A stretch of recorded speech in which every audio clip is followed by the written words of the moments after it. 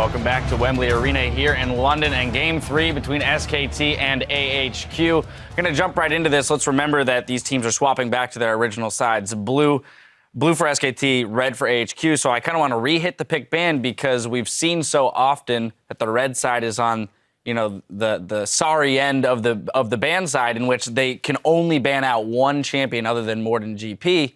SKT, though, threw that curious Mord ban out the first time around. Yeah, and then they ended up getting an Azir and a Ryze ban on their side. I feel like SKT, you shouldn't ban the Mord. You should just let them ban the Mord. Make them have only one ban. And I feel like that was just a little, like... It's a mind game. It's a mind game, right? Like, maybe they'll do it next time. Maybe they won't. I don't know. It's like, look, we can beat you so hard, we're going to ban the champions for you. That's the kind of style. And then they're thinking like, wow, that's very offensive. You're getting into our heads. Yeah, do they go with Azir? Do they go with Ryze? I think that's the biggest one for me with their one ban. I think Ryze is more dangerous right now. Yeah. Well, a small take on picks and bans from us. We're going to throw it over to Shocks and crew to get some more insight before the game. Yeah, because of course we also want some more insight from especially Clement, because it's looking dire right now for AHQ. When you look at the picks and bans coming out of Game 2, we did see the Tristana coming out, but as you pointed out, that early game pressure wasn't able to come out. What's the next step for AHQ? They're truly with their backs against the walls. I feel like AHQ has that Japanese anime dynamic to them. They only have one skill, and a lot of times the bad guy's gonna punish them, and they're gonna be like, why are you keep on using that one skill? But that's all they have, that's all they know. I think they're just gonna go on at it, and hopefully it's gonna work better this time. Yeah, the thing is, especially in Game 2, it really showed the level of skill the SK Telecom players. So to me, there's a mark of a truly amazing player, and it's when they react perfectly to a situation they've never been in before. Like, a good team or a great team can do a lane swap perfectly, and they can prep a dragon correctly because you put wards down in the right spots, and it's generally easy for worlds of this caliber. But when Marin sees a dive and goes through the Tristana, and gets out, and Faker TP's the right time to catch a Darius. When SKT plays so ridiculously well with the lead, where they never get caught out if they do flashes up because they get caught so rarely, and yet they're always behind you somehow. SKT as individual players are so remarkably smart about this game. When it comes to the mid game, it's almost impossible to get it past. And on top of everything that we had seen already with the 6-0 group stage, Faker really had a fantastic game as well. Last game on Ryze, where he went 7-0 on Ryze, a 10 KDA. And it's just adding to all of the troubles for HQ right now, even though that was a lane matchup that they didn't expect to win. Krubs was saying in the post-game that HQ needs to try and pick good lane matchups for a change and stay in those lanes. What do you think? Do they have the individual skill, maybe aside from mid lane, because we know that that might go south, to make that work? I think the big thing here is that if they can play a bit more proactively, they've been really on the back step for most of these games. I think going back to the normal EU-style lanes might help them. Like, I think a Mountain has last time at MSI, he did very well at snowballing that bot lane. That's really what they're banking on. SKT might try to punish them top lane, but they just gonna have to take that trade. It's kind of like the EDG situation, see if they can just penetrate the bot lane. Yeah, I absolutely agree. I think it's on Mountain. I think it's on targeting a lane that's going to work out. At some point in pick and ban, you can guarantee yourself a counter pick lane and a good aggressive jungler because they're not getting targeted that heavily. Mountain's getting something good no matter what. So finding one place to pressure, hoping this setup works and getting that one guy ahead. I mean, it is a tall task for AHQ, but a seed of the game, like in the early game, and you hope to grow that into a victory tree. Yeah, we'll see what happens. As you have, of course, read all the comments as well. How are AHQ going into this matchup? Had they foreseen that this might possibly happen, and what was their mindset? Well, I think that they knew that this was going to be a Herculean task. It's going to be very hard for them to win, but they're looking at Season 2, they're looking at TPA as their kind of inspiration. If we're here to win it all, it doesn't matter who we're going to face in this quarterfinals. We just have to go past them. Yeah, they have to turn it on, but Freak, maybe finally, before we go into the game, SKT looking unstoppable. I mean, really, it's kind of the case. You mentioned Herculean task. I mean, right now, AHQ are up against the Hydra. If they knock off one head, there's still two more they have to take down before they can ever actually win this matchup. The reverse sweep can happen, but the odds are, of course, incredibly slim because SKT just are so incredibly good as a team. Well, we are going to go ahead and head into Game 3, but before we go, we're going to listen to Marin as he talks about coming into this matchup as the absolute favorites. 지금 부담감이 없다고는 말 못하겠고요. 지금까지 SK T1이 우승도 여러 차례 했고 롤드컵도 이미 한 번 우승했기 때문에 그런 시선을 받는다고 생각하는데 그것 때문에 더 열심히 하게 되는 것 같아요. 부담감은 조금 그렇게 심하진 않고 네, 조금 있는 것 같아요. 그 부담감 때문에 오히려 더 좋게 성적이 나오는 걸 수도 있어요. I think it's way more than possible. I think it's fact. This team shows up time and time again. And like the interview lounge was mentioning, Freak in particular, 3 heads, 3 threats on the side of SKT, and nobody can stop them. It's been tough, and they haven't had, again, they didn't have the toughest group. They didn't have the toughest quarterfinal draw. We can say that pretty confidently. But even under those conditions, they still have yet to drop a game. Yeah, the problem with this team is whenever you watch a good team perform, you at least can find some weaknesses. You're like, okay, if you punish them this way, they do tend to fall behind. I've yet to really find an exploitable weakness in SKT that they just can't even master themselves. Well, and not only that, but it's about the draft phase, right? They have not really shown much that they didn't show in the group stage. It's still just the Rise mid coming through. They're seeing picks that we've seen from them before. So even if you can identify a weakness, they have many more strategies they can play that they haven't shown yet to cover it up. And then you cover all of that with the fact they can easily swap out players, prepare a new strategy off air, and challenge that. Easyhoon has said in interviews a couple times, played 2 group games, that he wants to prove his worth. Jinx and Diana taken away from AHQ. Azia and GP taken away from SKT, and another blue side Mordban. SKT going against the grain on that Mordekaiser. This is one of those times with the Azir ban that you really wonder about AHQ, because coming in, I think this is the 28th game in a row that AHQ has had to ban Azir because Westdoor simply can't play it. And that's a massive hole in your champion pool in the current meta. You can't come to a World Championship not being able to play one of the meta picks. It's just simply not possible. Last year, every sport should have been able to play Zillion, Alistar, Janna too. And we'll find out if it's going to hurt AHQ. This is potentially their last game of the World Championship, and Albus will get threshed once more. Yeah, complete mirror from game 1 in terms of picks, at least. It's coming out, at least first pick, because obviously that's the way the bans went down. Thresh Kalista comes down. This is where SKT1 initially went for a Tristana combination. They could actually get a less mobile AD carry and just pick Tahm Kench to solve that problem. Right, remember the Rise was banned in game 1. It was the Lulu in the second game, so Tristana Lulu was the draft faker. I swear that's a grin. Faker initiates smile.exe. It's super effective, and for SKT, will at the last second swap over to Tristana. Not going to go for that low mobility AD carry. Instead, get the tower pushing power that Tristana will offer, and all the safety Tahm Kench brings to the table as well. Yeah, Tristan to Kalista is just probably the textbook counter right now, and if you play the game well enough, like SKT1 does, it is probably the best pick. Bang even, like, he faced like a couple of rushes. That's the only mistake SKT have really made this tournament. You look at the player cams, AHQ just look defeated already. The Rek'Sai lock again. The Diana pick was the one here from AHQ, but this time they have no inkling about what that mid laner is going to be. And Westdoor throughout the group stage was very confident in blind picking certain champions like Fizz. Diana's banned out this time, so the Fizz coming in, he's going to go out like he came in, I guess. 7 seconds. He looks Grimace agonized by this pick, but there's the lock. Let's take a look. That lock, is that locking the door closed behind you or unlocking the door in front of you? Probably asking in team chat, any mid mains here? Anyone? Wanna play mid? Multi-role talent. For SKT, they need to lock in their solo laners, and this will give Ziv the opportunity to counter pick. However, Ziv has just run Darius as a very last pick, almost entirely. Need to see where he's going to go with that option. Very curious what he's going to lock in here. A bunch of assassins hovered over by Bang as they decide. Haven't seen a lot of Kassadin this tournament yet, but does have good survivability up against Fizz. Played once or twice if memory serves. Marin will get his hands on Fiora, so double assassin comp from SKT, no traditional frontline.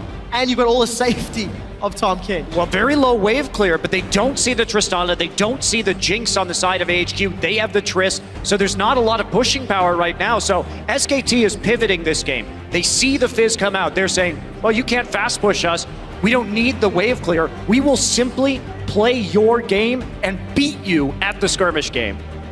If AHQ don't get a damage source from their top lane, they could just run out of damage as the fight plays on. Ziv gonna go with Darius once more. Another last rotation Darius pick into the Fiora up top to round out AHQ's team composition. Yeah, just full on skirmish mode. No wave clear, probably the lowest amount of wave clear we've seen in the entirety of Worlds. If you combine all champions here, just full on skirmish and very snowbally either way. So in that sense, if AHQ gets ahead, they can start punishing SKT, but I feel like I've heard that before, Crepo. yeah, but what else are you gonna say? I mean, come on.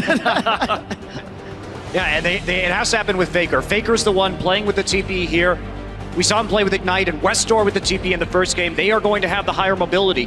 Faker doesn't have the most experience on Kassadin. This will only be his 8th professional game on the champion, but he is 5-2 so far. And again, Wolf bringing out the exhaust to just deny some of that damage. Really good against Fizz because you can get it in as he's dashing in, prevent some damage there. You can deny some dunks, and just with the Devour again, you can just, once the target's bleeding, you can deny the dunks simply by just eating your ally. And we need to see if AHQ can finally start playing around this Tahm Kench, because Wolf, he almost carried that last game as a support, just with a denial. I definitely want to see the interaction where Wolf on that Tahm Kench eats a target that's been hit by Chum the Waters, and see what happens to that giant Urf. We do see the team compositions, guys, on your screen for potentially the last time for AHQ. It's 2-0 in favor of SKT, and Faker is running the second Kassadin of the World Championship. It's game 3 and possibly the last of the day. Jump on Twitter, let us know who you think will win.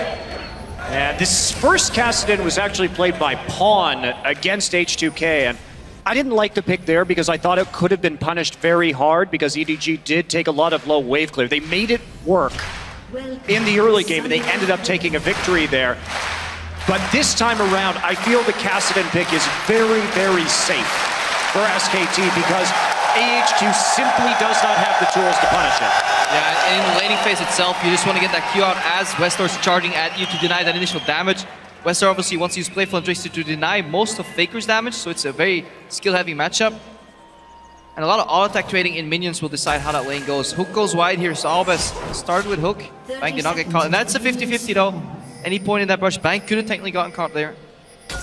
Cheating up towards the top side though, because the Hook is usually thrown through the bottom part of that brush, and perfect synergy here. It's like synchronized diving. That's the deepest ward we've had in the early game before laning phases started, and I think both times AHQ have been able to initiate the lane swap. It doesn't look like they want that this time around. maybe our first time here with standard lanes in this series. So we've got that coming in here as both of the dual lanes start on the bottom side. Crowd cheering for Fallen. Remembrance Day. It's just a eulogy, you know. Eulogy? The eulogy is coming when SKT's next match happens, Grubbo. Hopefully it doesn't happen tomorrow. All the fans in-house. But Mirror starts once again, except on the side of AHQ. Their top and junglers starting on the Krugs up top. You can see Westdoor, he's actually starting Playful Trickster because he knows if he trades into Faker with Q, he will lose his trade anyway, so he just wants to dodge the damage and do return damage with that Playful Trickster. But then he has to be careful of trading in melee range. A bit of a different start this time. They don't give Aldous the level 2, instead just sharing that experience as they know that 2-on-2 is going to be coming. Ziv hits level 2, same as Marn, and both will simply walk into that lane. Can take an early burst of damage as Wolf hits Albus for a couple of autos. Death Sentence finds the catfish, but I'm not really sure. I'm gonna jump in there. No grey health means that will hurt Wolf for a little while. Yeah. It's a good trade there from AHQ overall. Waited for Albus level 2, he's now level 2. Bang wastes his explosive charge on minions. This could be opening up for a trade here. Look at Albus, he knows because that's why he's walking forward. Flay hits, Death Sentence follows, and Wolf just breaks the chain. The sounds, Prepper. Who needs to trade when you can just eat your AD carry and keep pushing the minion wave with explosive shot, Greppa? Morin in a straight up lane, winning the early level 2. Gents, we're not over yet. Albus, he really wants to go in. The flashed play, their sentence will get interrupted because Wolf will eat bang on. Bashes defensively backwards. There are teleports available if someone wants to play. Wolf is low, he's got a bunch of stacks and the rend comes out. Albus is stunned. Here comes Faker. He's gonna look for the first kill of the game. He should get it. Null Spear, auto attack for bang! First blood SKT! Yeah, and every time Bang gets eaten by Wolf, what ends up happening is just a flail of fish. Just one target gets hit and then you can't get to the AD carrier. That hook just went wide. He completely got put in the mouth of the Tahm Kench and just gets denied. That's why you need the Blitzcrank. So get the hook in there so that they Pull him can out. actually just pull him right out, pull him to you. Instead, it is the natural counter, just like in real life. Fortunately, it didn't work for Afromoon. We saw him playing Blitz in the group stages. This is your Bang and Arn stats, Tristana versus Kalista. But what a great positive use of teleport at level 3. Something we did not see from Westall in the 2 previous games. And this is what's so good about this matchup coming in, is because Faker has the freedom. There's virtually no punishment from that. The Fizz can't get the tower damage down. He's not going to do anything in the early game. So you have total autonomy to make teleport plays on the bottom side. And when you commit like that, like Albus did, with the flash coming in, you have to expect that Faker's going to show up. And the one game that Westor opts to not play teleport, he actually goes for Ignite. Bot lane skirmish happens. His mid laner that he's supposed to beat them 1v1 gets a free assist, goes back to lane, and then picks up the wave. So his Ignite's already being somewhat nullified right here. So things just getting worse here for HQ. Difficult starts in game 3 of this series. Let's see a moment ago in terms of the items. Pickaxe already picked up there for Bang with his first blood gold against the longsword of Arn. This is going to make a very difficult lane for a matchup that was already in favor of SKT. SKT looking calm and collected on the cams right now, as it's like they're sorting out an issue with Wolf's PC. Yeah, client issue on Wolves should be resolved quickly. So you can get back into games. So you can keep eating Bang every single time. You think they'll learn though, after like 2 games of Tahm Kench, it was a nice flash and flame, then you can't go for that hook. You know Devour's coming. And somewhere backstage, Kobe is pulling his hair out. He's the most excited Tahm Kench caster off air, and he's not had a single game yet. It's very depressing, sad times for Kobe. But Way to rub it in, quick shot. For Wolf, I just gotta get it in there. Just throw some of that salt out. But for Wolf, Monty, despite having no competitive professional experience, showing a great master of the champion, great synergy with the rest of his team, and decision-making, when to use those ultimates, when to devour the respective teammates. Well, and that was one of the questions coming into this tournament too. After MSI, after Wolf's last performance on the international stage, indeed his first actual performance on the international stage, because SKTS never competed internationally, was he going to have an issue with nerves? Because he really didn't play up to form when he was in Tallahassee. But here he's on a new champion. Remember that his first time playing Nautilus support was in Game 5 versus EDG. Comes here again in a pressure situation with a new pick, and he is delivering. Okay, Mountain and Albus pathed together to the right side of mid, because Westor, instead of doing the fast push, which he can't because he's Fizz, actually put up a bit of a freeze to deny CS from Faker. He's now 7 CS up, and there's an additional 6 CS extra in that wave that's coming towards Westor, so you can actually get significantly far ahead. Mountain's pathing in right now. Well, Faker knows though. It's a party in the mid lane. Mountains here, Wolves here, Bengi's nearby. Even Albus had moved up into the river. They're still taking far too much damage, forced to back away, and this wave should reset slowly in the next few minutes back towards Faker. He's trying to deny as much as he can though, while Westor is going back. Mountain is just pinned to this mid lane right now, trying to keep the wave off the turret. So SKT just buying a lot of information, a lot of time right now. Yeah, HQ just going too far in that way. Sometimes you sacrifice too much trying to preserve it, and then Faker actually ends up 2v1ing here. In the top lane, we see a beautiful counter here from Aren on that Darius spin. Yeah, nice riposte, and we've talked about this matchup being very good for Fiora because you have the riposte and you have the dash to get out of the decimate as well. And backup for Morin as well. Bengi's sticking in that tri-bush.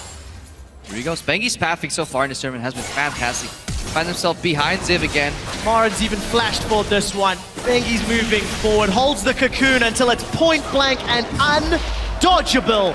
Another kill to SKT. Westor does not have Chum the Waters, and Not going to be able to do anything to fake it there. I really like the way Bengi played that because he waited. He knew that Ziv's flash was still up. So he was waiting. There were two conditions he was waiting for. One, Ziv flashes, he cocoons him afterwards. Two, he gets low enough that they can kill him during the cocoon duration. And we have some... Wow. Fake is going to get killed. Westall follows the flash. May not survive. One more hit. The melee minions chasing and Westall wins the 1v1. Didn't even follow the flash. He predicted the flash right there. Fantastic fist play overall here. Because Faker flashed very late. He didn't instant panic flash. He waits for Westor to almost land, and Westor just predicted that this is going to happen, so solid play. Has the potion ticking too, but nicely done by Westor. I predict a slow-mo zoom in from our observers. Ignite right there. Wow. My prediction not as good as Westor's. Really nice. Really nice stuff from Westor. And that's why he's one of the few players who has the balls to blind pick that Fizz. Need to see if it'll work out for him. Mountain's going to come up to this top lane, show face. Marin has got access to Grand Challenge. Ziv, not yet level 6, but down in CS. So Westor, flash burned, ignite burned, and a small CS advantage. Need to see if he can continue to snowball that lead, whereas Faker's TP, very close, 25% of the cooldown left, and then Faker may look to impact those sidelines. Oh, here we go. I know how this story ends. Yeah, they've learned a lesson. It's such a disgusting matchup for Thresh. It's like you don't want to focus Wolf because he has great health, and then you don't want to focus AD carry because you'll end up in his belly anyway. So what do you even do in this matchup? Lose mana throwing hooks. You see him farming relatively well. Apprehend gets pulled back onto Marin. Ziv has got Noxian Guillotine and Flash. Might was up, and Marin again at this stage will get pushed away. Spawn will be happy to see the matchup playing out exactly as described on the analyst desk. Nice displaceful trickster right there. He really knows the limits. He's 2 levels up on Faker right now, so feeling very confident and doing quite well in this lane so far. Oh! Ooh. Ziv flashed for that one. Just took a turret shot, so Marin's gonna back off. Mountain has to be careful. You saw Bengi earlier. He was dueling vision on Bengi though. Goes in on Marin though. Not enough. Marin manages to survive. Bengi's now going to look for Mountain. Finds a cocoon. Has the support of the minions. Westor was roaming, but not going to get in range. Mountain's going to back away. Yeah, there's no counterplay to that yet because SK Telecom has started to lose this mid lane battle. So they can't really play aggressively around this Westor. That level up again, and he's going in with the fish. Let's get some good damage down, but doesn't follow through with anything more. He's stoned or playful trickster. Westor's increasing that CS difference, plus 13 as we get closer to 10 minutes. But he needs to do a whole lot more if he wants to make up the goal deficit that his entire team find themselves in. More farming right now, so no big action coming up. Of course, we do have a couple of TPs available for Ziv and Faker's just going to use his to get straight back to that mid lane. Doesn't want to lose any more farm on this turret. Force pulse off while he can. Doesn't have flash, but Ziv will once again be dueling Marin. I really feel like we've seen a lot of the plays this series multiple times, gentlemen. Yeah, devours from Wolf, the lunges from Marin. But Marin's still farming exceptionally well, despite being pushed back, despite the duels that are trying to set up. They have that gold lead. They're going to be happy scaling here. It's about getting Faker and Marin online again and into a split pushing form because once we hit that late game, the double teleport's going to be very important. Mountain going to tunnel in here. Let's see if they can make this work. Abyssal Void, this is aggressive. Going to deliver bang to On. Exhaust is being used. On is no summoners. Is going to have the Devour in a moment. Wolf is tanking with the Grey Health. Bang gets the kill. Wolf props the Gay Health and he gets out alive. SKT get themselves one up in the top lane. Mountain still not pulling the trigger. In fact, he's backing away. That was an incredibly bold tower dive, knowing the limits of those champions so well. Yeah, just the execution there. And then the little hesitation at the end of Wolf there, where he's like, do I save my AD carry? No, I can just spit him in for the kill because Buster Shot was still available. Tanks his tower, juggling tower aggro with Devour. It's like an Elise dive too.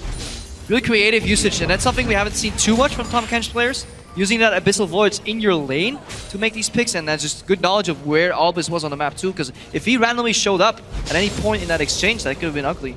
And Freak was talking about this earlier, but that I agree with him entirely. That is the hallmark of a good team, just being able to do these creative plays on the fly, not knowing the situation, and that's been a use. As we see Tom Kench, it's been awesome to see him develop as a champion in professional play over the course of this tournament. More and more people are figuring out the limits, what you can do with him, what is good. Yeah, more so just the confidence that Bang has in Wolf too. Well, Oren taking a tower hit. Bengi's actually flashed forward. The volatile Spiderling comes out. Grand Challenge is available. Ziv gets the heal from Decimate, but it's not enough.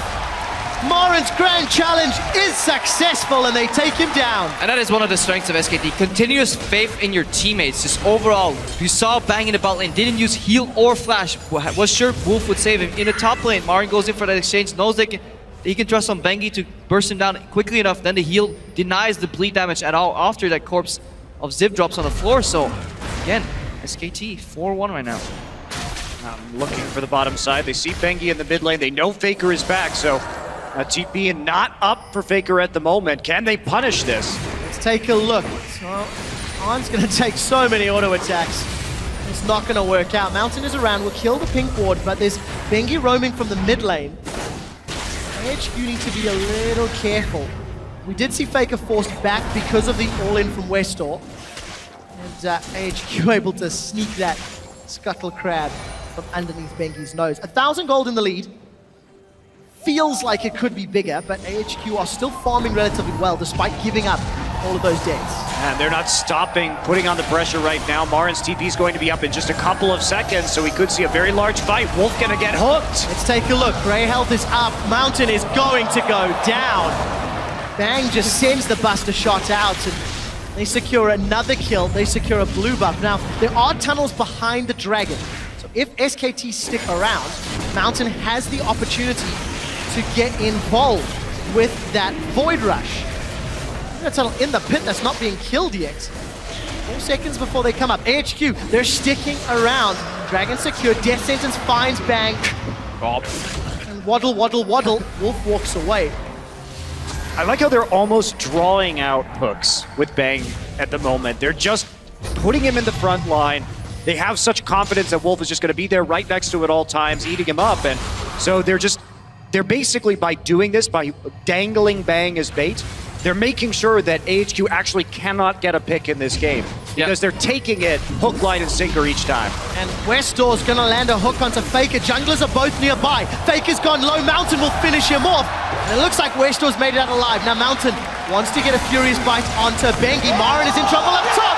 Ziv flashes forward, finds the kill. May not have needed to expend the flash, but it doesn't matter. 2 quick kills to AHQ. Yeah, Marin not flashing there either, so had a chance to deny that kill. Not going to come through at AHQ. This is what they want. They want these skirmishes to start going their way and getting a big advantage. And Faker, his Rod of Ages has now been delayed significantly. You want to be getting that Rod about this time right now, 13 to 15 minutes, but he's going to get it late. That's going to slow down his scaling and give AHQ a shot at this game. Yeah, Westar said it first in his interview too. SKT roam a lot with Faker to get auto lanes ahead. One lane could use a roam right here as Marin because he just gets pulled in and does he get a good riposte here? And too early, and then the dunk does too much damage. You gotta, at this point, you have to hold it for the ultimate almost. I think that matchup is just so interesting because the mind games that surround the riposte and the decimate really start to take shape, and that time, Ziv does get the better end of that trade. Let's see whether or not AHQ can keep up this chaos style of game. Multiple fights on multiple sides of the map. That skirmish that their team composition offers, but no tower's fallen yet because of the inability to push waves incredibly fast. And that is punishing that Rod of Ages for Faker too. Any additional global gold speeds up that purchase a little bit. It's so far delayed because he's only relying on CS right now, and he's playing a style where he's actually roaming more than Westor. Go even bot like twice, help to steal away a blue buff, teleport bot once, so Faker's struggling to get his scaling item purchased.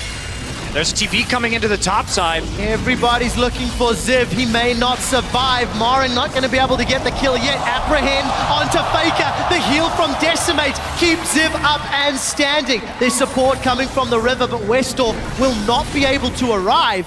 And SKT's play is thwarted by AHQ. There's just so little crowd control on that top side to actually get the kill. If you want to make that play, make sure that Bengi gets there first so we can provide the cocoon. a little bit disjointed on that top side gank, and so it won't be successful. Yeah, it just shows you how scary it is to die with Darius overall. We saw Soas, I believe it was, turn around and play on him too with just a good apprehend under the turret.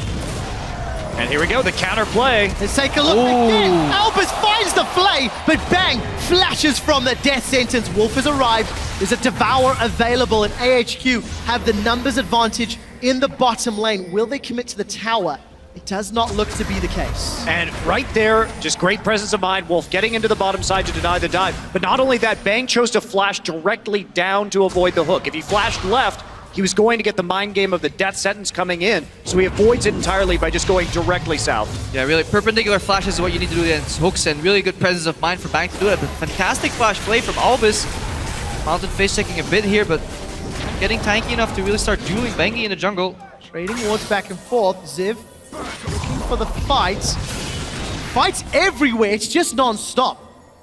Ziv's not going to be able to follow up further. Teams are even at 17 minutes, and SKT have been ahead at 20 in every single one of their games. But the smallest advantage was 700 gold. Let's see if they can claw that back, or will AHQ continue to take advantage? And that is the nature of this game. Low wave clear compositions with full-on skirmish team comps, 0 towers taken, 0 dragons taken, or just 1 taken from SKT so far, and it just shows you how much of a different pace this game is due to the compositions. Yeah, you're going to see a lot of kills because no one can rapidly push the lane in this game except for Tristana. So it's a very slow march from turret to turret every single time. And that just opens up so many opportunities to make aggressive plays on enemy champions. But look at this, that tower's getting very low for Faker. Westdoors was playing so aggressive in that lane. They even toy with the idea of a dive. Teleport available for Ziv. Finds Chum the Waters, and Faker will not be able to get out. Westdoor dunks him under the tower. Cool guys, don't look at exploding Fakers. Just walk away. Just kill the best mid laner in the world, and I walked away from you. Matchup is in Westdoor's favor. May be able to get this tower in a few minutes' time. Finally, that Rod of Ages is completed for Faker. Mountain goes will wide. avoid the cocoon as Bengi fires it just to the side lane. Ziv now looking to chase him down. Will they go under the tower? Prey Seeker will get fired. Bengi's 110 HP. Mountain's tanking the turret. They've gone real deep for this. There is a Void Rush out if Mountain needs it. Ziv, he's all of a sudden out of position. Decimate heal will not land, and Ziv will get dropped. Mari can look for more. Tunnel for retreat from Mountain. Flash is available. Gonna find another tunnel. Lead to a third tunnel. Mountain's just digging holes everywhere. Well, I mean, it's an interesting idea. While Faker was down, they knew he was dead. He didn't have the TP up, but making that level of dive at this point in the game is so greedy. Very, very risky. Yeah, Mountain dug a grave there for his top laner and then tunneled his way out. Ziv was doing actually fantastic in that 1v1 matchup up until Mountain arrived and kind of threw it away there. And you can see the power from Marin too. Once he gets to proc that ultimate, it's so hard to take him down. Just the amount of healing that comes out of that. And you can feel just how, maybe desperate is a strong word, but how much AHQ want and need those aggressive plays. Multiple times this game, they've just gone in over and over and over. And yes, it's keeping them even, but they simply do not have a lead. And I'm scared of the scaling options on the side of SKT. This is a good move here by SKT, putting Tristana in the mid lane, especially with Wolf being able to deny what Fizz can do into an AD carry. A lot of the damage, both the Q from Fizz and the R, can simply be denied, and SKT's one siege component now finally finds an opening. Yeah, and I think that I totally agree. Great swap. We are going to see Faker's teleport come back up soon. Another duel going on at the top side. Let's take a look. Ziv finds the apprehend. Decimate. The dunk gets repulsed. Flash forward for Ziv, followed by Marin. The bleed is burning, and it will not be enough. All of a sudden, Wolf wants to deliver bang to Ziv's backside. Ziv is looking for something to come from this, and unfortunately will find himself between a rock and a hard place. And it's Bang, Marin, Bengi, Wolf, all gonna be involved. Kill credit to Marin. Yeah, it's tough to get the bang in the backside right there, you know what I mean? So, yeah, it didn't work out for him that time. Ziv goes down, and then now we're gonna see this pressure. Can they get the mid lane turret for it is going to be the question, because that is going to be a pretty favorable trade for AHQ. And for the first time all tournament, Westdoor has a CS advantage at 20 minutes. AHQ have a gold advantage at 20 minutes, a tower advantage and they're going to even the Dragons out. This is the closest anybody has been with SKT, arguably because of the team compositions, but AHQ need to do more. Now, tower and trade for the Dragon. SKT already with that first Dragon of the game, so they're not going to be too broken up about that. They're going to take a red buff and grab all they can. Now that the map opens up and a couple towers fall left and right, you can definitely see some macro play come into the playstyle of this skirmishing. You really need to start playing smarter, use vision to your advantage, and more importantly, vision denial. Playing with Fog of War is incredibly important if you play this heavy pick style composition, because being at the wrong place at the wrong time could just cost you 2 towers, because you simply just can't out-rotate people anymore because you have no tower seat whatsoever. Yeah, and for SKT, it's all about playing around the Tristana. They have the double teleport, and until On actually gets a Hurricane here, they're not going to have really that much great wave clear. Marin already snapping up the last outer turret, and SKT, this is where they need to start initiating that 1-3-1, and they probably don't want that casted into the Fizz. Remember, Faker's Rod of Ages came 18, 19 minutes in this game, very delayed. He's sitting on 4 stacks, I believe, right now. But only 4 stacks of Faker, so he's so far. But not only is he behind in the matchup, he's behind in the item build. That's why we see Wolf showing up here in the top lane. And Wolf is looking, he's hungry. This is a sushi fight if ever I've seen one. We did trade flashes back and forth, and Wolf wants to waddle forward. Bengi's all of a sudden out of position. Assist for Mountain, and On gets the kill credits. I actually don't know why we see Bengi running the Runeglaive here instead of the Cinderhold, because his solo laners are very fragile in this game. He needs to be tanky, and he really hasn't done all that much that he with the Runeglaive that he couldn't have done with the Cinderhulk. And we see some inexperience here from SKT from playing behind with this very pick-oriented composition. Bengi got caught there because he was pathing to the top lane to maybe get that kill, but it takes you too much time to get there, and you just get punished because there was 2 members involved chasing down the top laner, or chasing down Westor there in the top lane, and Bengi just passed it to mid lane. And with no vision. He's coming on through, and there's the Fate's Call, just dragging him in with the Lantern right after. Very well played combo. Wasn't even looking to help top, just wanted to push in mid there, but you can't do that with no vision. Not when 2 members of your team are in the top lane. Luckily for SKT, tempo is now slowed down just a little. There's not a lot of towers to pressure for AHQ unless they're very deep in SK territory. And obviously that deep vision in the top quadrant will give SKT information to work with as AHQ is playing further back on the map. Hurricane has been completed, so On is activated, if we can say that. AHQ doing a fantastic job. Even though Ziv died a lot, he's still putting a lot of pressure in that matchup, continuously drawing SKT members to him. The other side of the map, Albus and On haven't gotten outplayed anymore. Learned their lesson about the Devourer too, so with Westor being up 3-0 here, they gotta actually, they're poised to take control of the map for the next 5 minutes.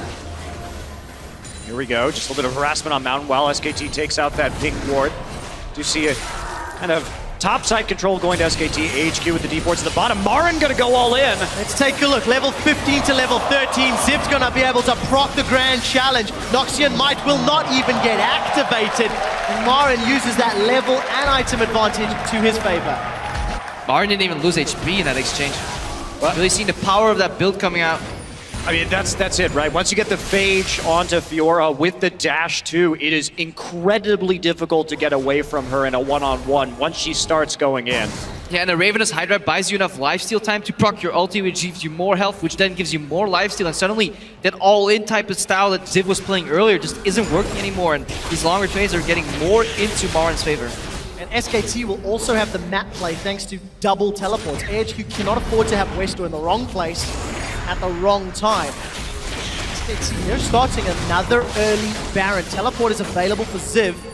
There's a Lantern in the pit, so Albus is aware of this. Yeah, clever play. They just poking in there, seeing if they could get something. They saw a bunch of members recall, and of course Ziv being dead. You can sneak it right there, might as well go for it. Not really anything to lose, and if you can't get it, if they detect it, just pull off immediately, no harm, no foul. Yeah, if you don't opt into a fight, there's no sieges that can happen on the other side, because wave clear is just so tremendously slow this game. All right, 25 minutes in. 500 gold separates these teams, but it's SKT. They need to replace their deep vision. They've had truly exceptional vision this entire series. Let's take a look how they prioritize. Will they look at set up around Dragon, spawns in a minute, or are they content to play around this Baron? Neither team wants to deal with Baron of hard minions. It's extremely limited wave. Well, AHQ's in a similar position that they were in game 1. This is a very kiteable composition that we're looking at. It's just the Fizz, coming in instead of the Diana, but same issue. So the more SKT can force them to just face check a brush, they're going to be able to kite out very effectively and then re-engage once the Tristana resets come through. So for SKT, it's playing out in a similar fashion, and AHQ has to find an answer. Ooh, good repel. Bengi alive. The Flay will not really find its target. They've committed a teleport and a box. Westor, Chum the Waters finds Wolf, and we're going to see that fish fight once more. Grey health goes low. Death Sentence will not find a champion, but the grand challenge is being proc. Albus will drop, and SKT have the healing advantage. AHQ have already lost 2. As Marin may burn, he survives, stays alive. Faker and Bang go forward. They've only lost the Catfish and taken 3 with them. Yeah, and such a subtle outplay there from Bang, just sidestepping the hook after Albus flashes in, and he doesn't have it hesitate at all. He just keeps whacking away at people, and then people forget about Fiora. Now Mountain goes in, but Bang drops. He finds him! Mountain shuts Bang down, defends the tower as well. That was a really good play by Good Mountain, play. knowing his limits right there and stopping the siege while simultaneously getting the shutdown gold. Very well done. But overall, just the knowledge of these champions, just sidestepping from Bang, Marin just staying alive by hitting a minion right at the end before bleeding to death. Then they just kicks in, gives us some more health. Confused Sentinels here. Sentinel's getting real dizzy. That Sentinel will actually see something though this time around. Dragon. And this is the replay of that fight. This play doesn't do too much. Doesn't do anything at all, and Bang just on the outside of the box right there. And this is exactly the fight that SKT Sorry wanted. to cut you off, Monty. Westor's going to play for Trickster up. Kill credit to On. Teleport comes in for Faker. He will most likely find Westor. No, Westor hops and skips and plays away. He stays alive. Faker's got that Rift Walk to safety, and nobody's really going to be able to chase him. Even with the Prey Seeker, Faker gets away. So AHQ find a kill. Marin, who is maybe out of position. What can they take with the 25 seconds? Probably just gonna go to the Dragon here. They have some vision around the Baron, but they obviously can't afford to fight Baron and SKT at the same time. Yeah, but Dragon is possible here. They got some teleports down. Bengi though. Oh, Albus finds another death sentence. The Flay this time goes wide. Fate's call. Bops Wolf on the head. Albus is on the front line. The death sentence finds a target. Wolf's down. Bengi's caught by Chum the Waters. PS connects and Westor finds one. AHQ, they're taking control. They're making very great picks overall. AHQ are looking to turn small advantages, which is the Dragon, into bigger things. They want kills and Dragons. They do it fantastically, but one can still credit Bengi's positioning this game. He's been going a little bit too far forward and has been picked off or in need of saving multiple times this game. Well, it's fine. You have to think about the Runeglaive versus Cinderhulk trade-off, right? If you can position more aggressively in a tanky situation like that where you're just trying to get onto an objective if you have that Cinderhulk. If you're playing with a Runeglaive, there has to be somebody else there because you're a damaged champion. The entire purpose is just to burst somebody down. Albus though, he's landing a lot of hooks this game. He's not afraid to flash forward to use them either, so he's trailing every time Wolf eats somebody, he's trailing Wolf, and then Wolf gets caught himself, so he's trading lives. Albus is keeping AHQ's hopes alive. Time and time again, he's landed those death sentences all series long. And as we hit 30 minutes into the game, it is as even as this is going to get. So here's Bengi getting caught out. The problem with this play is Faker's in base with no teleport. Bengi should never walk there. There's no way he can contest that Dragon ever. He's only setting himself up for a potential pickoff. Like, another nice hook here. Wolf goes down. You can't afford to play the map 4v5, and Marin was still dead there, so they were playing the map 3v5, blind into a Dragon that they shouldn't even contest. And they had, HQ had a pink ward, so there was total vision denial in the river, so you have to assume that if you're walking on a ward and you can't see what's in the river and you don't see Thresh, assume that they're there. Assume that they are there. So a lot of praise to AHQ, at least their mid and bottom half of the map, because it's Ziv that's really far behind. Level 15 to level 17. Still down 20 CS. Ziv bought them the time to get ahead though. Ziv continuously got aggressed upon by SKT members, still kept even against Mar. Now that matchup is tilting away from him, but he bought so much time so that Westor and On could trail ahead. You could say he was absorbing the pressure that SKT was applying, making sure that Westor had the freedom in that mid lane. 4-1 and 3. Got another needlessly large rod picked up, but Faker is continuing to scale. Rod of Aegis has been fully stacked for a few minutes. Hourglass is completed as well. So, gentlemen, Kassadin is a thing. Do not forget, you can start to chase on down. And one thing that's crucial that's been finished is Bang's QSS, so he can drop the fish. So now, this is where Fizz starts that problem. We get into the late game, we see some of these defensive items coming out. It really cuts Fizz's damage. He does become more of a... I think so. Ziv apprehended pulled it that over the wall, yeah. and then got the kill credit as well. So Ziv is like mine, and got it. Fizz becomes more of a two-pronged attack weapon here right now later in the game once he finishes that Zhonya's, because he can go in for the initial combo, Zhonya's wait for cooldown, then go again and use the second playful trickster to get out. So in that sense, he can fight still after his fish gets dropped. But it becomes an ultimate skill matchup later in these team fights. One that Westor will know intimately. Longest standing Fizz player probably on the planet. Look how scared Westor is. He just pathed left to right a couple of times, so he's not quite sure where he has to be on the map. He wants to push top lane right here, but he's prioritizing vision denial a little bit on the Baron area, and he wants to be in a position to flank mid if that siege happens from SKT. He's still pathing left to right. All the positive plays that AHQ put on the map, despite being even, they are the ones that are under pressure. Ziv dealing with Marin in the bottom lane despite being 2 levels down. And SKT playing safe and respectful in that middle lane. They're not over-aggressing on the tower.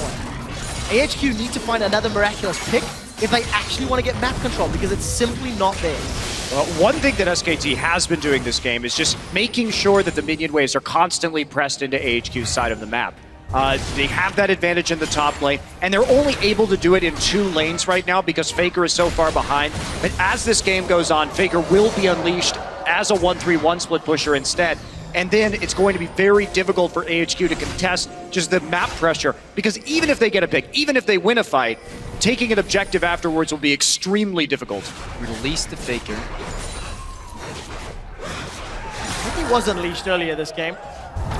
Continues to scale up. So Dragon is up in 2 minutes. Baron continues to stay standing, and AHQ committed vision resources to this top quadrant. So the Baron dance, gentlemen, we may see it begin. SKT is aware of the way AHQ wants to win these fights later on. That is by flanking with the Fizz. So you can see every time they don't have vision in the river next to them, they back off, and if they do, they're constantly pinging out Westor's position. But just an incredibly stale game. Nobody's really breaking up any towers here. And it's about time to remind everybody, if SKT win, they qualify for the semis to face Origin. AHQ need to pick up a win to stay alive in the tournament. You cannot underestimate how important that is. Right, tower dive. Marin's going under. Will proc the grand challenge. Riposte that decimate. And that may unlock some time on the tower. Marin does have flash available. Albus is looking for a target. Will not find one, and bang. Rocket jumps quite aggressively there, knowing there's limited threat from engage. SKT, they found some time on this inner turrets. Yeah, and they've just controlled this bottom side of the map because of the pressure that we've seen Marin exert, just slowly chipping away on this tower. A little bit dangerous for HQ to even walk there through that path to defend it, but they do get away unscathed. Yeah, he picks up a Spirit Visage now too, just to increase that healing even more. He's barely even dropping in these small trades, and he just whittles down Ziv until the pressure makes them crumble, and eventually they lose an objective. But it's a slow, long battle to really get him chunked enough to zone him out of the lane, and then you get a tower. But could be looking at quite a long game this game. Well, that's the reality of these pick compositions going head-to-head. Neither team really has very good siege, so it's about the split push. It's about these little bitty skirmishes around objectives. So heading into 40 or 50 minutes would not really be too unusual here. No.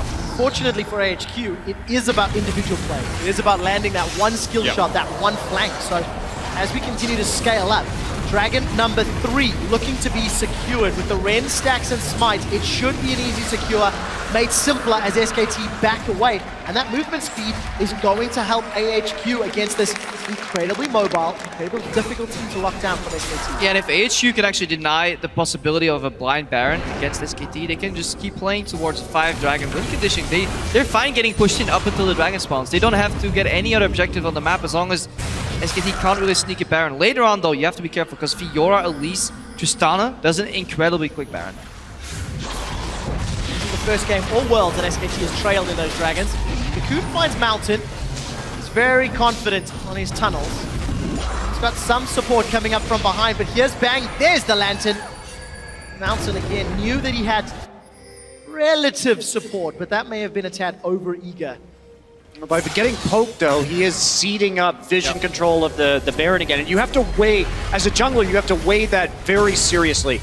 Does it matter more if I lose those wards, or does it matter more if I get this blue buff? And that's what he chose. He didn't get either in that situation, but playing so aggressively by himself is a risk when it comes to preventing SK Telecom from now threatening this Baron very actively. Yeah, and as the 4v4 moves away from mid lane, but actually towards Baron, teams distance themselves a lot farther from that bot lane, where the 1v1 is convincingly being won by Marn. So we could see a repeat dive into teleport later on by Marn. That's what SKT is waiting for right now. Luckily for AHQ, Scuttle Crab belongs to them. So SKT playing around with vision in the pit. Ziv looking for Marin. Marin forced a flash. It looked like Ziv flashed forward as well. Did not use the dug on. Will ride the lantern to safety. The explosive satchel. That was QSS off, if I'm reading that correctly, and summon a heal. SKT now have the advantage. They chunked AHQ out, and they're looking to push towers. Marin loses the fight, but ends up winning by getting the tower anyway. Well, yeah, he has a ton of lifesteal on this build, right? So he's going to have that advantage. Can't quite knock it down, but it's just little by little. He's winning the duel in this bottom side. One more mistake from either team will result in a big objective. For SKT, if they punish a mistake from HQ, it'll be blowing open the base thanks to having Tristana. Slow farm game here for Faker. See what he goes for next. It's going to be the Void Staff or something else. It's a nice big wave right there. If we've been watching SKT, every time they push down to that tier 2 turret, they've been letting a slow push develop. While they push mid and bottom, the wave develops, Faker goes and farms it, and then they reset back in the mid lane. Yeah, I've seen the hesitation on Wester too. He wants to push it out fully, but he can never quite commit to that full 1-3-1 because then SKT just punished. He's constantly looking for those flanks, but due to really good warding on the side of the flanks, SKT is preventing it, and that puts a bit of a net neutral state where neither team is really getting ahead. Well, even if you do have wards if you're Westor, you have to worry about the Tom Kench ult, you have to worry about the teleport coming in from the very fed Marin. So there's a risk even if you do have that vision. Mounts playing with his life a little bit. Used the tunnel to get away from Benki, and Bang was looking to take him out. Void Staff was completed by Faker in the last back. Marin's got himself another BF sword. Damage galore as far as he is concerned. Westor's had that hourglass for a little while, so power curve continues to escalate. We're about to hit 40 minutes into the game. No clear sign of a victor yet, but SKT honestly spending most of the time away from their own base. Interesting potential power swing in this matchup here. Steris Gage finished by Ziv, so when he goes low, he actually gets that extra health and just more damage coming out of him in an extended duel against Marin. So Marin actually just wants to slowly. He's even more incentivized to kill Ziv slowly and painfully instead of actually going for a burst fight. Oh, tension is building. On once again takes no hit, no attack rather. Needs to back away. Marin still fighting Ziv in the bottom lane.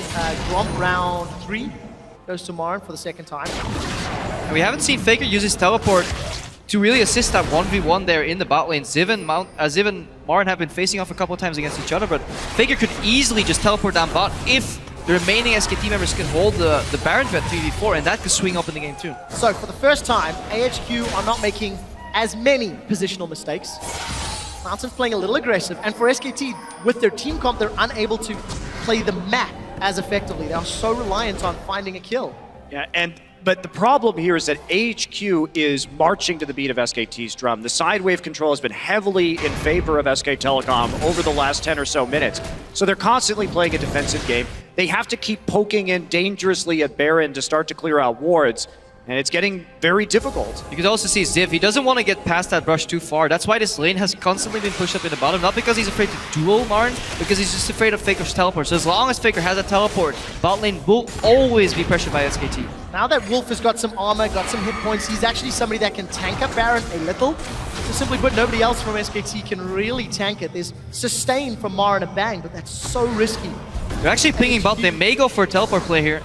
Find and engage. You can see the fight happening in the bottom lane. Marin, the challenge is out. He looks to be winning. Steris Gage comes up. Ziv with Noxian Might looking for a target, and they end up nullifying one another. Marin is recalling. Baron is being dropped so low. SKT have decided to peel. The Cocoon does not find a target, and actually Marin, he's staying in lane. He's got sustain. Arn is gonna hop backwards. The box comes down for a little bit of zoning. The Flay finds no one as Westor's coming from the side. He connects onto Bengi, but Bengi repels away, drops down. Ziv, he won the duel. He can recall back. He can teleport forward. But can AHQ do anything with their next minute of 5v4? Potential home guards teleport could threaten the Baron, but remember, AHQ is sitting on 3 dragons right now. Yeah, not only that, but that was a misplay from SKT. As soon as Ziv doesn't use his ult in the bottom side, you need to back off, because in a TP versus TP duel, Marin had already used his ultimate. Ziv coming in could be dangerous. They're going to go for it, though. Let's take a look. Where are the wards? Ziv needs to arrive. Faker's been chunked down by that Baron. The no real front line hurting them a little. Dragon number 4. Gentlemen, the timer is now cranked up to 6 minutes, and it's actually AHQ underneath that clock. This is the first time we've actually seen teams threaten SKT here at Worlds. Let's watch that again, this duel there in the bot lane. Ziv goes low. Hits the Dustmate right there. There's another one. Wow. Mystery post. Yeah, you can't afford to do that in this matchup. Oh, gentlemen, sorry to pull you back. Albus is in trouble. Fate's Call pulls him backwards. He gets a 4-man knockup, but Baron is down. 3,900 HP. Ziv is being exhausted as he's on the back line. Arn is trying to hop and skip towards Marin. A double kill for Bang. He gets the reset and the rocket jump. May get a 3rd onto Mountain. Looking for the auto attack range. Will not find it. Faker is going a little low. He's going golden, and Marin wants to finish off Arn and Westor. Westor throws down the hourglass. Faker shuts Arn down. Westor will follow shortly thereafter. We unfortunately didn't see the setup, but all of a sudden, all of the work that AHQ put in, completely undone. I don't even know what to say about that. Marin, they waited too long to start that Baron where he had his TP up, he could get into the pit. They're going to charge straight forward for an inhibitor right here. Take it out, and then they'll have the ultimate pressure onto that Baron. Yeah, fantastic team fight there from SKT, moving in and out of the fight, and they can likely just finish up the game, but then it makes you wonder, why did AHQ start that Baron when they had a potential 5th dragon? It's a question that AHQ will be asking themselves all the way through the offseason. SK Telecom destroy AHQ's Nexus and are 1 step closer to the Summoners Cup. Wow, so a very abrupt end to that game after a very long, well-fought game by AHQ. But they don't, like you're saying, Prepo, they don't play around the 5th dragon, and instead go for a very risky Baron when Marin's coming back up with TP, and they are punished. Yeah, lack of foresight and lack of adaptation has punished HQ a little bit, and tenacity is something we've seen a lot from this SKT squad. They know how to play from ahead, but they also know how to cut their losses and play slightly slower from behind until inevitably somebody makes a mistake and that swings the game over. They don't need much. I'm very surprised. That was a very abrupt end. What an unfortunate end for AHQ. The first time they had a real shot to take down SKT. They held, they defended for so long. Well, and SKT, they opted in the draft to play into that style. Westor did an extraordinary job in the mid lane up against Faker. But in the end, some macro mistakes and a missed shot call cost them the series. And ladies and gentlemen, here in London, put your hands together for SK Telecom. They advance to Brussels, where they will face Origin. What a fantastic stage that'll be. Oh, wait to see that. Euphoria or eulogy? Eulogy, baby. Find out next time on the episode of 2015 World Championships. I think we'll have 1 Euphoria and 1 eulogy in the semifinals. We'll have to find out. But for SKT, questions this game, I think. Go back to the draft. You can talk about, hey, if it had snowballed earlier, how much easier could it have been? You can talk about decision making, but for Westor and crew, difficult loss, a difficult exit from the World Championship. Every game this Tom Kench pick is being picked on support, the value becomes more apparent.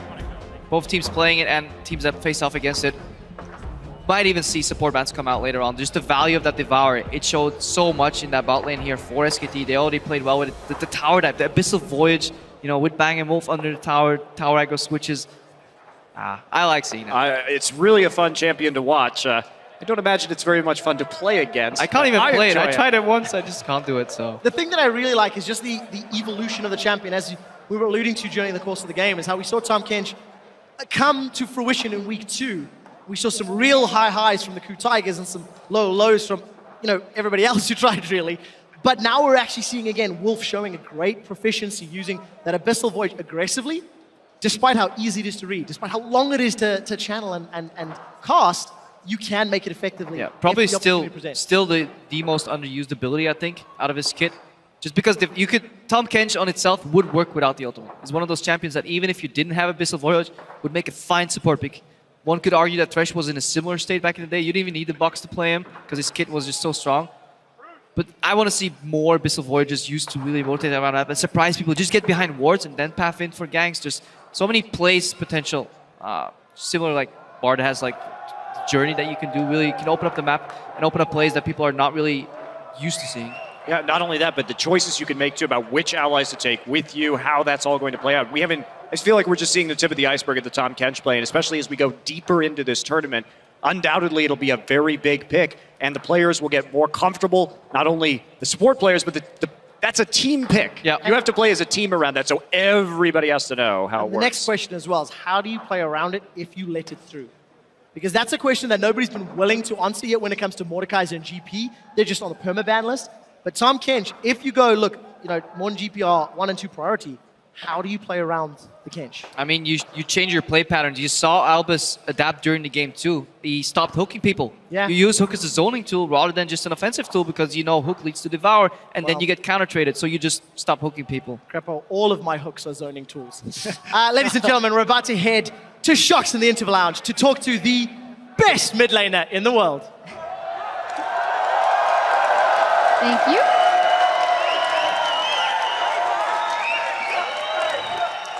Well,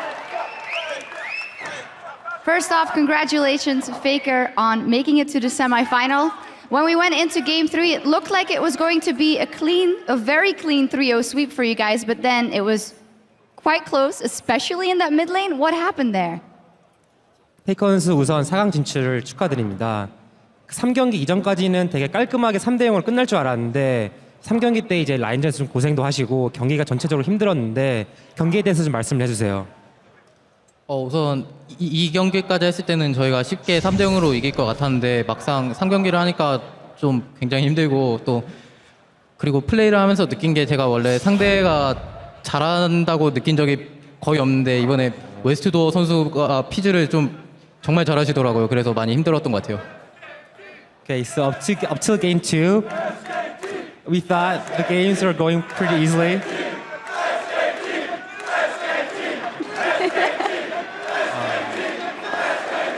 Until game 2, it was pretty easy, but at game 3, the game was very hard. And during the mid lane phase, I rarely acknowledged my opponents as a very strong laner, but I thought that Westor phase is very strong, and I had a very hard time against him.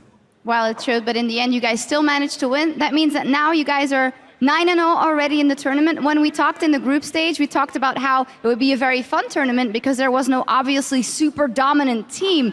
But to me, it's looking like you guys are becoming that team. How have your thoughts changed since then, and now that you're 9-0? 지금까지 이제 9승 0패로 전승 가도를 달리고 있는데 페이커 선수가 조별 예선 때는 인터뷰에서 지금 이번 대회에서는 다들 상향 평준화돼서 되게 재밌는 경기 많이 나올 거고 치열할 것이라고 얘기했습니다. 근데 이제 지금까지 봤을 때는 SKT가 절대 강자로 보이는데 혹시 그에 대해서 어떻게 생각하시나요? 우선 지금까지 저희가 압도적인 경기력을 보여준 거는 사실이지만 사실 저희가 스크림에서 그렇게까지 완벽한 모습을 보이지는 않기 때문에 전승이 힘들다고 생각했었는데 앞으로도 지금까지는 좀 전승이어서 앞으로 좀 운이 좋으면 가능하지 않을까 싶고 그렇기 때문에 앞으로도 좀 더 잘해야 될 것 같습니다. So even though we were dominating up till now, we were kind of having a hard time during scrims. So I didn't actually see this coming, this 9-0 record. But we got up till here without dropping a single game. And I think if we try really hard, we might be able to pull the entire tournament. So we'll just keep on practicing hard and hope for the best. As we get some disco lights in here. might be able to pull out the entire tournament. So a win versus Origin would be needed for that. That's the team you will be facing in the semifinals. I mean, we're here in Europe. They have a lot of fans here. So do you guys. I'd love to hear your thoughts on that matchup. 그 이제 페이커 선수가 방금 전에 말한 전승 우승을 위해서는 이제 다음 4강전에서 오리진 팀을 꺾어야 할 텐데 이제 홈 그라운드이기도 한 오리진을 상대로 이제 어떤 경기가 예상되는지 말씀해 주세요.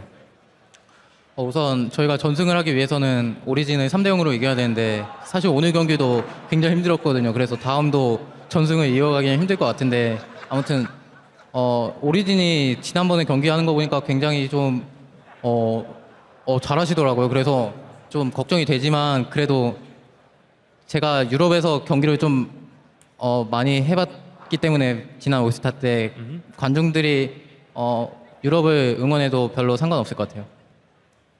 So in order to beat, okay, so let me try that again. So if we have to beat Origin 3-0 again next week, I think it's gonna be a very hard job. Like even today, we struggled a lot,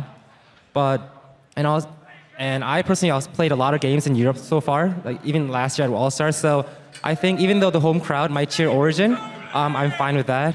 And yeah, that's it. You're fine with that. One final question, maybe, Faker. I feel like you're having a lot of fun outside of the game as well. I saw you high-fiving the crowd over here, and you seem to be a lot more relaxed than I saw you in Season 3. Can you tell me about your personal experience so far at Worlds? 페이커 선수 이제 방금 경기가 끝난 직후의 모습에도 막 팬들이랑 하이파이브를 하고 되게 팬들이랑 되게 훨씬 더 즐거운 모습을 보이는 게 많이 보였는데 2013년 월드컵과 이번 대회를 비교했을 때 어떤 경험을 하고 있는지 얘기해 주세요. 그러니까 2013년 월드컵 월드 챔피언십과 이번 대회에서 본인이 어떤 게임 외적인 모습을 보이고 있는지. 우선 왜 그 롤드컵에 올 때나 올스타에 올 때나 느낀 점이 항상 유럽이나 북미 팬들이 정말 열정적이고 그래서 게임을 할 때도 더 재미있게 할 수 있는 것 같아요. 그래서 더 기쁘게 할 수 있는데 지난 2014년도에도 저도 사실 팬들이 응원해 주는 거에 대해서 정말 감사함을 느꼈지만 그다지 표현은 안 했었는데 이번에는 어느 정도 표현하면서 팬들한테 좀 하는 게 좋다고 생각해서 하고 있는 것 같습니다. So whenever I played a tournament at either NA or Europe, I always feel that the fans are really passionate. And even back in 2013, I really want to thank them, but I wasn't able to express that thoroughly. So for this tournament, I'm trying my best to express that I'm thankful for my fans.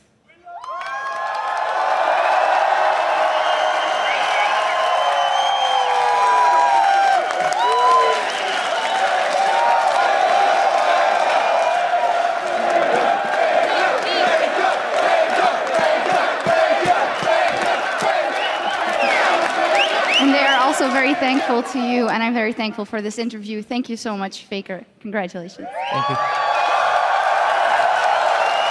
And that will be it from us, guys. Take it away. Thank you, Shox. That man has no shortage of fans and how passionate they are. Jumping into this series, though, was a 3-0 for SKT, so they're keeping their undefeated run here at Worlds alive. I want to start with the picks and bans here, though, because Faker comes out with that Kassadin into the Fizz. We were talking about how much we were liking SKT drafts. This was the one that I walked away from going, I don't know where the wave clear really is here. So it's going to be a stalled out game that requires a lot of skirmishing, which they, SKT has shown a lot of prowess for, but so has AHQ. So this was going to be a bloody game that I thought going back and forth.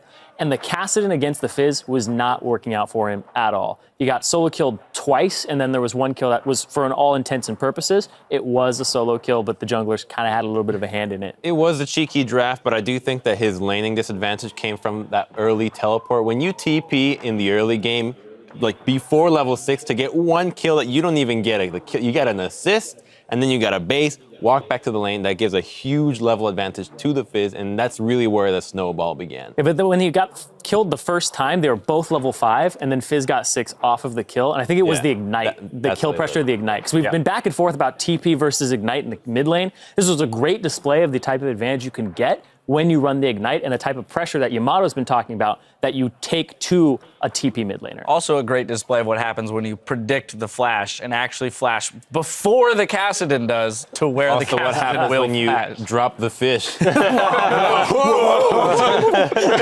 guys. No. What was that? What was that? There was no fish involved in that kill. That one wasn't the fish.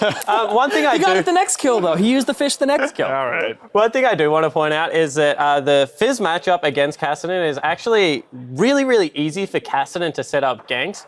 And I want to give credit to Westor here and how well he played this, because generally when you're Kassadin and you trade with your Q, the reaction from Fizz is that he wants to jump in and trade back with his E, and what that does is it sets up these weird slow pushes and Kassadin freezes in front of his turret, and it's actually super frustrating as a Fizz player to play against something like that. But what Westor was doing was refusing to trade in the first 3 levels, and he would jump out of it, and then he actually got the freeze in front of the turret after the teleport came in, and even though he didn't have level 6, he would have hit it eventually first anyway, just because of how well he manipulated that wave. And that's just something that really good Fizz players will do, be able to trade outside of the wave and get in a small advantage like that. So credit to Westor. He didn't have the best first couple of games, but that game 3, he certainly did do a pretty good job at the start of the game of being able to dictate the pace as a Fizz player like you should be able to do. Also, happy birthday to Westor. It is his birthday today, and what present would you want more than solo killing Faker Multiple twice? times. Multiple times on your own accolades. So once again, happy birthday, Westor.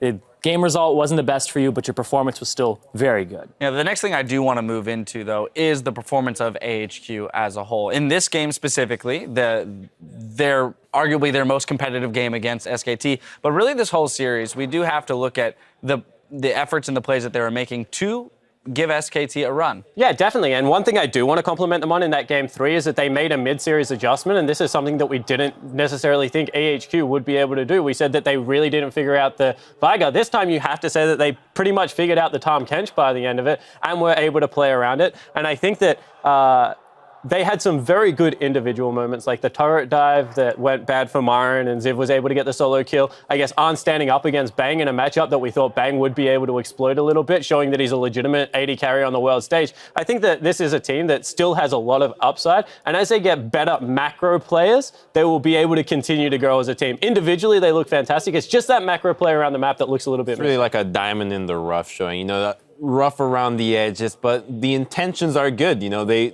want to do the right plays, but they're just fumbling it here and there, particularly that final call to the Baron. You know, you got 4 dragons to yourself.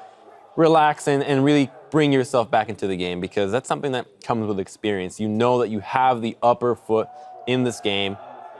Don't go for that Baron. But I also want to say that's what makes AHQ so fun to watch. Like, you never know what they're going to do, man. Sometimes it's frustrating, but if that paid off, you would have been like, what the heck is going on? In Worlds, though, you got to put fun aside and try to go for the ultimate play, because ultimately they wanted to say, if we want the championship, we're going to have to beat SKT. I mean, to make a case to the opposite, or to his point, I mean, Salty Timo is fun to watch, so...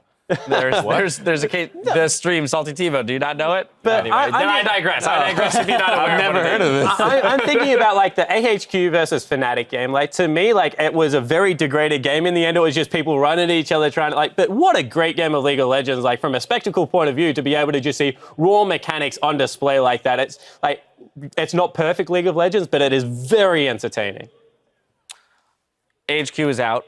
It was a valiant effort put up by a team, you know, who made it to the top 8. So as you mentioned, they're better showing than they had last year, and they were up against a tournament favorite. So good on them. Now I want to look at SKT moving forward. Again, this is a team that, undefeated, hasn't been forced to show too much. I think a pattern that has come out in SKT's play a lot of times is Bengi's performance. So a lot of times he can be very good, pressure all the time, never gets caught out, but sometimes it's the opposite. He's getting caught out a lot by himself. We saw him in this series multiple times dying off on his own. He could have died a lot more times if AHQ executed on that. And that's something that, going into Origin, they can highlight as a reoccurring instance, that they can really punish SKT for it. And if I'm Origin looking into this, I'm thinking, we got our weak spot, guys. We really need to put all our eggs into this. And Amazing's going to have to step up from yesterday's performance to actually do that. Well, speaking of Bangi, right now we're going to send it over to Freak for a word with SKT's jungler. Thank you very much, Dash. Hello, everyone. I am here with the victorious SK Telecom T1 jungler, Bangi. I've got to talk to you first about that matchup. Coming in, Was there any point where you were ever concerned that you weren't going to make the semifinals here? 이번 8강전 경기를 하면서 혹시 한 번이라도 이거 4강 진출을 못할 수도 있겠다라는 생각을 한 적이 있었나요? 일단 4강 진출을 못한다는 생각은 안 했는데 경기를 질 수도 있겠다고는 생각이 들긴 했어요. I never thought that we wouldn't make to the semifinals, but I actually was worried that we might drop a game at some point. Well, talking about dropping a single game right now, you guys are 9-0. Maybe only 6 more wins to go. What will it take to make the perfect 15-0 run at Worlds? 현재까지 9승 0패의 기록을 가지고 있는데 이제 나머지 6경기만 더 이기면 이제 15승 0패 전승 우승을 기록할 수 있는데 그 기록을 달성하기까지 이제 어떠한 것들이 남았는지 말씀해 주세요. 어떤 것들? 그러니까 어떻게 해야 전승 우승할 수 있을지. 일단 가장 중요한 게 4강이고 그다음 결승전인데 뭐 다 이겨야 된다고 생각하는데 준비를 어떻게 해야 될지는 잘 모르겠어요. 현재까지는 잘 준비하고 있으니까 이대로만 계속 가면 충분하지 않을까 싶어요. So winning Worlds without dropping a game, that means you have to win like every single game from like semifinals and finals. That's like a very hard task. But I think we prepared very well to up to this point, and if we just keep on maintaining this momentum and our practice, we should be fine. Wow, so actually a pretty good chance you make the 15-0.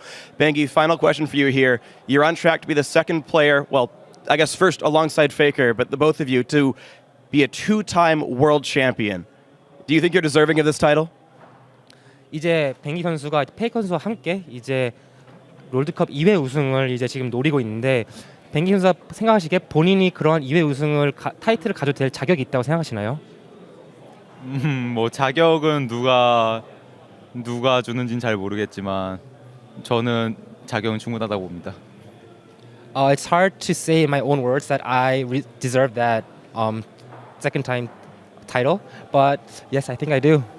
Bengi deserves the double world championship. Bengi, congratulations on the win. Thank you very much. And we're going to throw it back to Dash for some analysis on those games. Thank you, Freak. We'll get into how they might perform later on in the tournament in just a second, but I want to talk about today's series and the fact that we have to acknowledge Wolf, who had a big day on the Rift as he unbenched the Kench and claimed our Player of the Series honors. I was talking about it earlier where after MSI, a lot of eyes were on this guy to perform, but he has stepped up, and now on the world stage, we're seeing a different Wolf than we were seeing at MSI the last time he was playing internationally. His Tahm Kench, great champion for him. He seems to know this champion in and out, and he had some really good ultimate plays there. The one that stuck out for me was the one where they dove the bottom lane turret, because he had an understanding of this champion where when you dive, the person in your belly actually gets turret aggro first. So the Tristana took aggro, then he was devouring him afterwards to spit him back out again. So they were doing great swapping there. He's shown a lot of intricacies on that champion and stepped up. And we've given Bang credit throughout this entire tournament. I'm going to say that this was actually one of Bang's worst performances, and he got caught out a couple of times. You saw it on the screen there. He face-checked a brush with Tristana.